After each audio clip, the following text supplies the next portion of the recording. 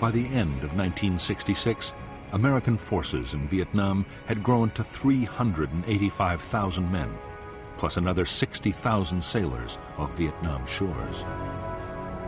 As the force levels had risen, so too had the casualties.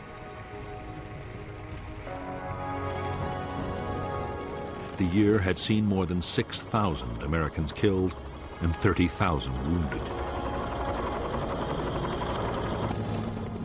The biggest problem for American commanders was that their timetable was slipping badly. By now, the Viet Cong should be losing men faster than they could be replaced. General Westmoreland had to concede that U.S. forces had come nowhere near achieving that goal. An estimated 61,000 Viet Cong had been killed in the past year, yet their troops had gone up to more than 280,000.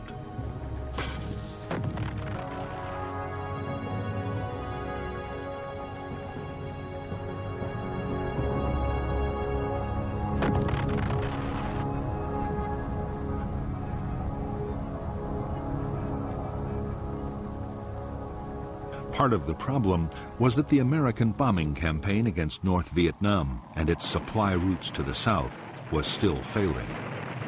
More men and materials were reaching the guerrillas than ever before. The Viet Cong had also stepped up their recruiting.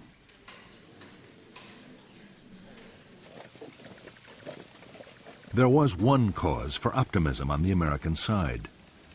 Operation Attleboro had seemed to show the Viet Cong would fight if their base areas were threatened.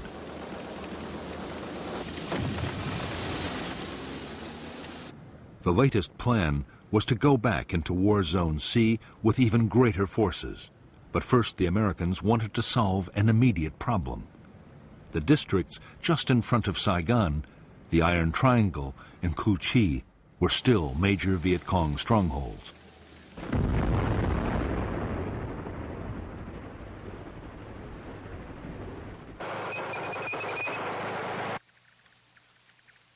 The American plan was to attack into the Iron Triangle with more than 2 divisions.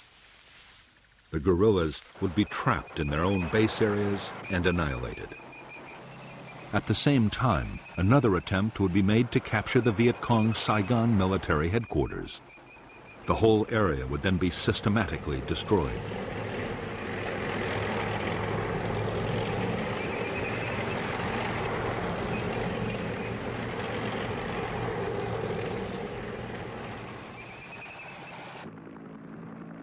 Before the attack, American aircraft dropped 20,000 leaflets telling the population to leave at once.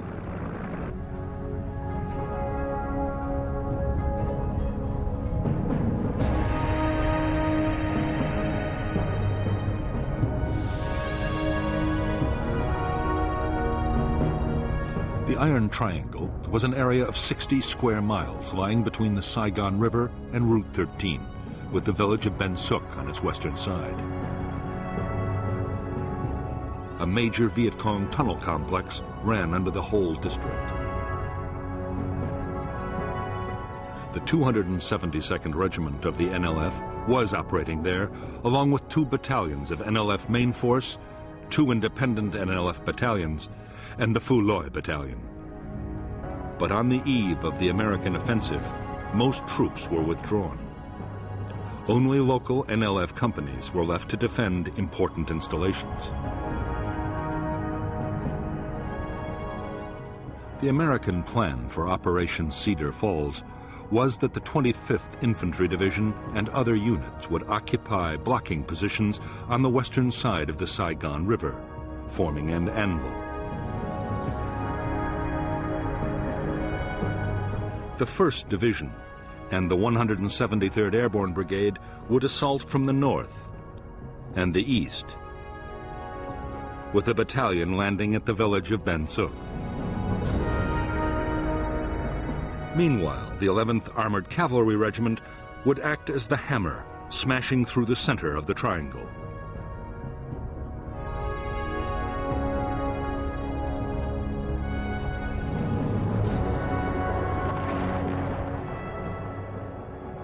Operation Cedar Falls opened with 4 days of attacks by B-52 bombers. Artillery and airstrikes followed, and a wall of fire was laid down to cut off the NLF's retreat.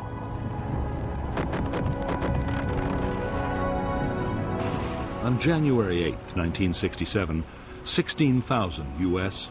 and 14,000 South Vietnamese Army troops moved out of their bases in fleets of helicopters, armored personnel carriers, trucks, and boats.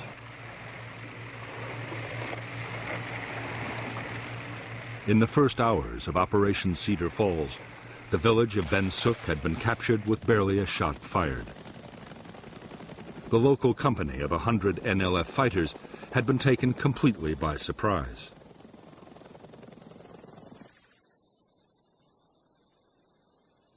As the village's 6,000 inhabitants were rounded up for interrogation, bulldozers began to level every building in sight.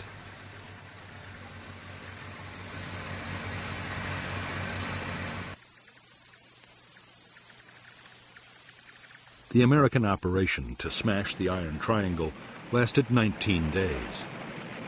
With only local Viet Cong left to defend the area, and most of those hidden in tunnels, there was almost no heavy fighting. American losses were 72 killed and 337 wounded, mostly to snipers and booby traps.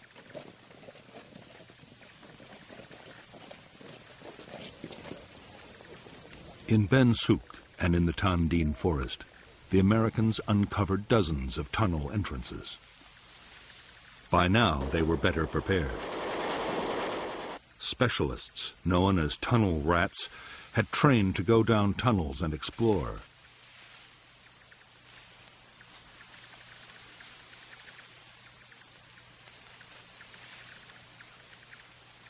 In the cramped spaces underground, they faced gunfire, booby traps, and mines.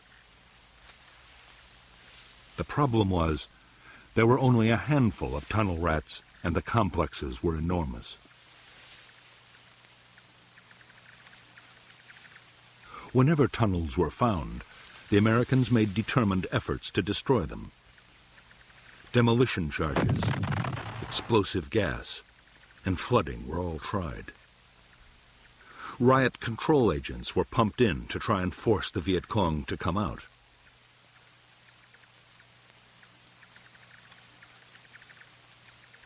Nothing really worked. The tunnels were designed so that neither gas nor water could penetrate far.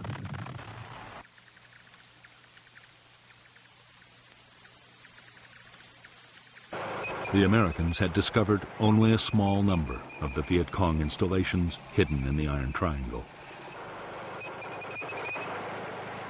But those they did find yielded astonishing quantities of material. There was enough rice to feed 13,000 guerrillas for a year, along with over 7,000 uniforms, a huge underground hospital, and over a ton of medicine. 500,000 documents were discovered, including detailed maps of air bases and the private addresses of Americans in Saigon.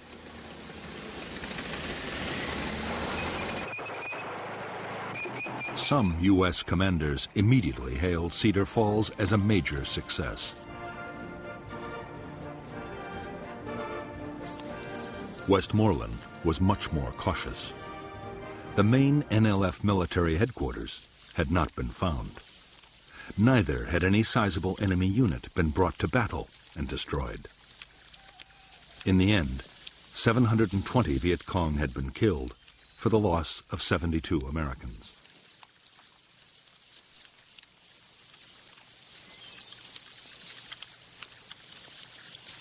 One aim of Operation Cedar Falls was achieved. The Iron Triangle was completely and utterly destroyed. After its inhabitants were moved out to refugee camps, the district was turned into an uninhabitable wasteland. Huge Rome plows cut 20-foot wide avenues crisscrossing the forest, to make any movement instantly visible from the air. These massive machines could plow the tallest trees into the ground. 60 square miles of forest near Saigon were plowed under in the Iron Triangle. Afterwards, Operation Ranch Hand aircraft sprayed lethal defoliants to destroy the jungle cover and make it impossible to grow crops.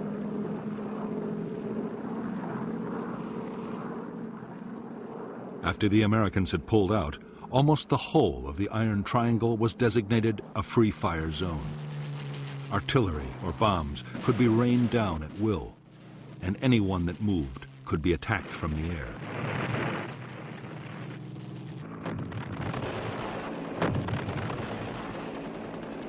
Yet to the astonishment of the Americans, within weeks of Operation Cedar Falls, the Viet Cong were active again in the Iron Triangle.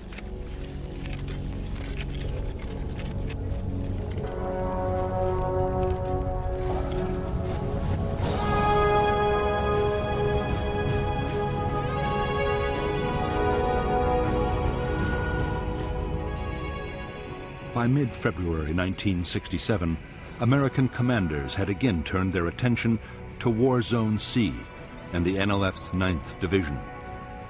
The new offensive was codenamed Junction City. Westmoreland had ordered his commanders to think big, and they had planned the most ambitious search and destroy operation of the war so far. 30,000 American troops would take part, together with 5,000 men from the South Vietnamese Army.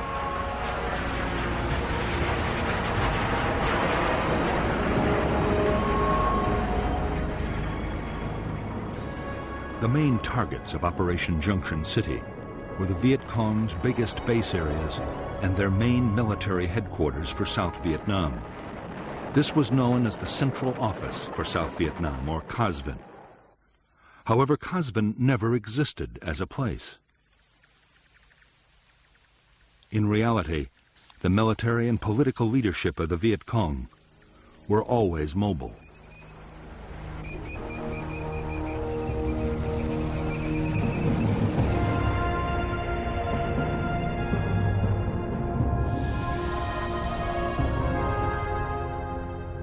The Viet Cong base areas of War Zone C held the 9th Division's 3 regiments, a regiment of the NLF's new 5th Division, and 2 North Vietnamese Army regiments, altogether more than 10,000 troops. There were also thousands more local Viet Cong scattered throughout the region.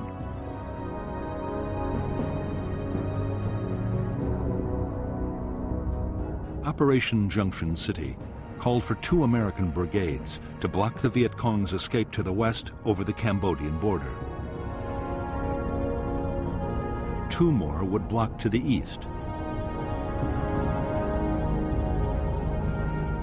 Infantry and airborne forces would close off the north by helicopter and parachute landing, forming a giant horseshoe. Armored cavalry and infantry brigades would then sweep northwards, overrunning all enemy units in their path.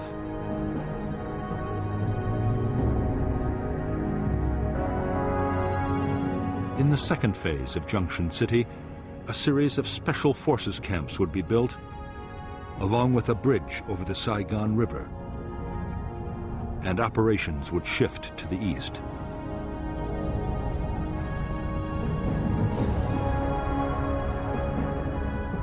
By February 21st, 1967, the Americans were ready to launch Junction City. The blocking forces to the west and the east were in place.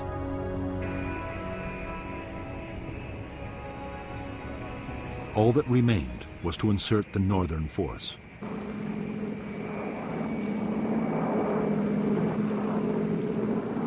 In one of the largest air-mobile assaults ever, 240 helicopters swept over Ta Ninh province.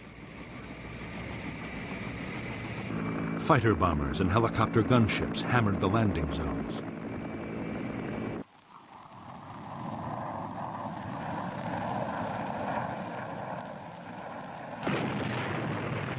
Within hours, 2,000 troops were deep inside Viet Cong territory. At the same time, in the first parachute drop of the Vietnam War, nearly 800 men of the 173rd Airborne completed the American Horseshoe.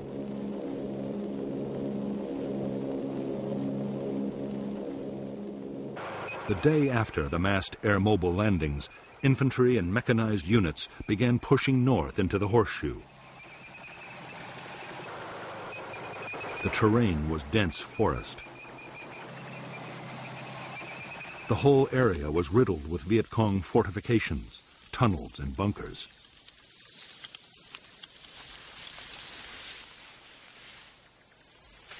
Although there were scattered firefights, and the Americans lost men to snipers and booby traps, there were few big actions.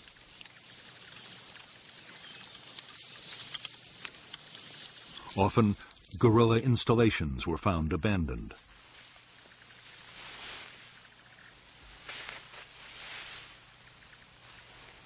The battles that did happen were started by the Viet Cong. Powerful units twice attacked elements of the 1st Infantry Division at Prek Lok.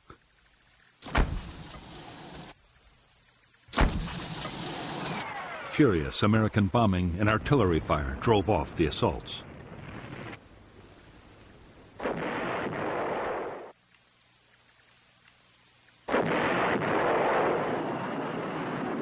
Because the Viet Cong had begun the battles, they were also able to break off the fight whenever they chose. Nor were the American blocking forces able to trap them and make them fight. The dense vegetation meant the guerrilla battalions could break down into platoons and filter through American lines. By now, the Viet Cong military leadership the Americans were searching for had also slipped away, across the border into neutral Cambodia.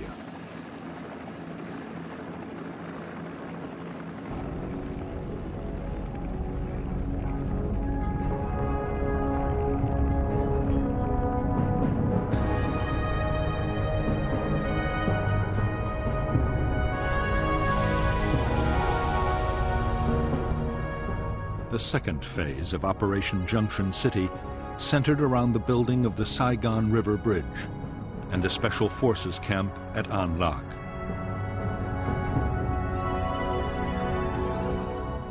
Convoys of trucks shuttled up and down Route 13 with building materials. For defense, artillery fire bases, including Fire Support Base 20, were scattered along the road. Firebase Gold and Landing Zone George were created for search and destroy sweeps.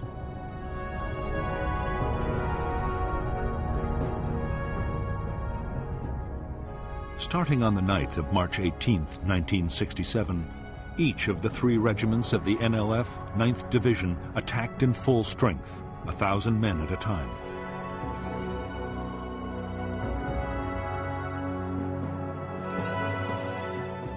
Each attack was driven off by overwhelming American air and artillery fire.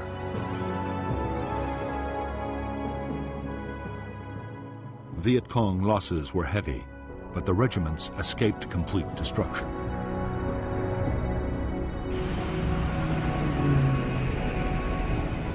Operation Junction City lasted 72 days. By its end in May 1967, this operation, coupled with the Cedar Falls offensive, had cost 282 American lives and 1,500 wounded. Nearly 3,000 Viet Cong had been killed. Guerrilla bases had also been overrun and installations destroyed. American troops had captured large quantities of stores, equipment, and weapons.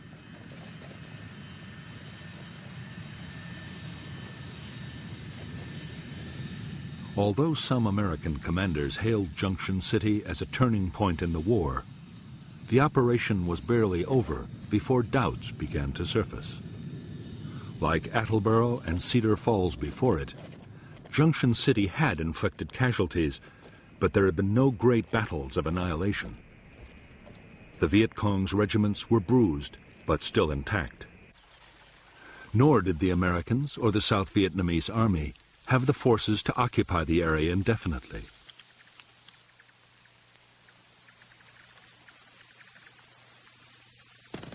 As soon as they had gone, the Viet Cong regiments returned to rebuild their base areas and reclaim War Zone C.